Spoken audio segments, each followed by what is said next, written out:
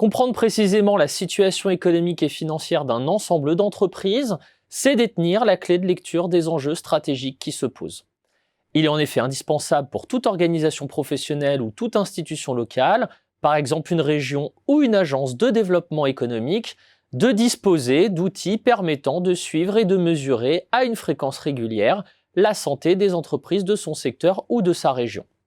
Xerfi spécifique, le département des études et prestations sur mesure de Xerfi vous donne ici les 3 grandes étapes pour réaliser une étude de situation économique et financière dans les règles de l'art. Première étape, et elle est importante, bien déterminer le périmètre d'analyse. Porte-t-il sur un secteur ou une profession en particulier? Faut-il circonscrire le champ à une catégorie d'entreprises, TPE, PME, ETI ou grandes entreprises? Doit-on cibler une zone géographique spécifique, une région, une métropole, un bassin d'emploi? Ces choix détermineront l'ensemble du travail à mener.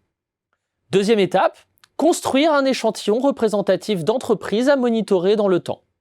Xerfi Spécifique a développé un modèle exclusif, le MAP6, qui, à partir d'un certain nombre de filtres, permet d'exclure sur une période donnée, 4 à 7 ans en général, les entreprises d'un même secteur, d'une même profession ou d'une même région dont les comportements et performances sont aberrants par rapport à la moyenne. Résultats exceptionnels trop élevés, comportement de holding, etc. Les entreprises retenues dans l'analyse sont celles déposant et ayant déposé sur la période en question leur compte auprès des greffes des tribunaux de commerce. Le modèle exclut par construction les entreprises disparues et celles récemment créées, donc il s'agit d'entreprises plutôt pérennes, a priori un peu plus solides financièrement. Troisième étape, éviter les écueils de l'analyse financière. Il faut ainsi bannir absolument les raccourcis consistant à analyser systématiquement les résultats sans nuance ou prise de recul. Ainsi, il n'y a pas nécessairement de bonne ou de mauvaise situation financière, tout comme il n'y a pas dans l'absolu de marge élevée ou trop faible.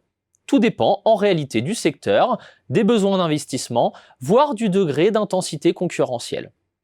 Une solution, comparer la performance d'un secteur à d'autres secteurs comparables.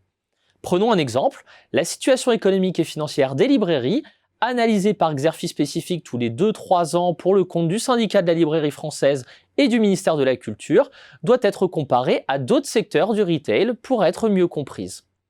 Il est également de bon ton de réaliser plusieurs échantillons en distinguant les entreprises en fonction de leur taille ou de leur positionnement, dans notre exemple, les spécialistes des bandes dessinées versus les librairies généralistes. Cela apportera davantage de profondeur à l'analyse. Périmètre bien défini, échantillon bien construit, prise de recul dans l'analyse, telles sont les bonnes recettes pour une étude de situation économique et financière réussie.